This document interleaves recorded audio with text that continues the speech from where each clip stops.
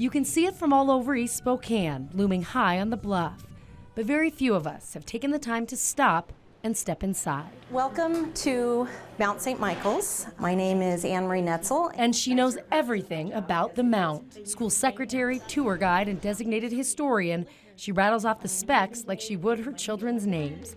187,000 square feet, 177 doors, 2.5 million bricks.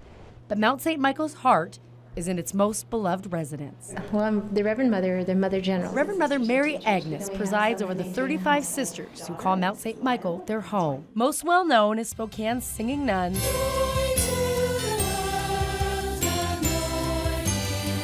wearing traditional habits, following the most traditional Catholic teachings, still observing Mass in Latin, but not as old school as you think. So we're not weirdos or anything like that. We keep up with the modern technology and all that. We have email, we have all those, we have cell phones and that type of thing. And but we're just trying to live our faith as we feel it was taught to us as children. And doing it in the most traditional place.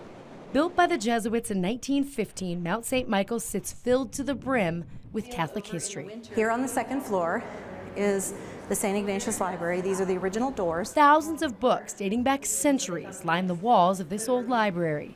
And the chapel the Jesuits built still dons the original stained glass. But this is much more than a stuffy old convent. All right, next word.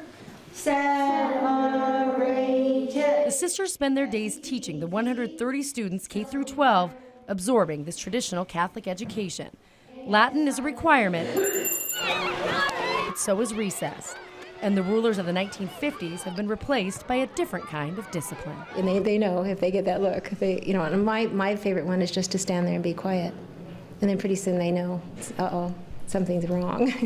It's an incredible blessing for the nuns of Mount St. Michael and the children who go to school here to be able to live and learn in a building with such incredible history.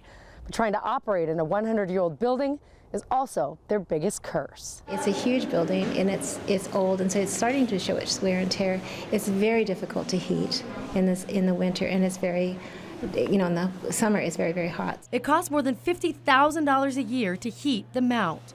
They do what they can to get by. A project is underway to restore the beautiful stained glass in the chapel, but some repairs, like this old kitchen, can't wait. It's just not user-friendly at all. The oven will work. It's temperamental, but it will work when it wants to work, and usually not when you need it to work. And the stove, there's not enough burners, and there's not enough room, and the appliances are so old. There are no plans to leave the Mount. How could they really? Too much history remains. In this old cemetery lies Jesuit priests dating back to 1888. Among the headstones, Father Joseph Cataldo, the missionary who founded Gonzaga University. They'll continue to adapt as they always have. They lease the wheat field to a local farmer and split the profits. They've added a cell phone tower to the original smokestack.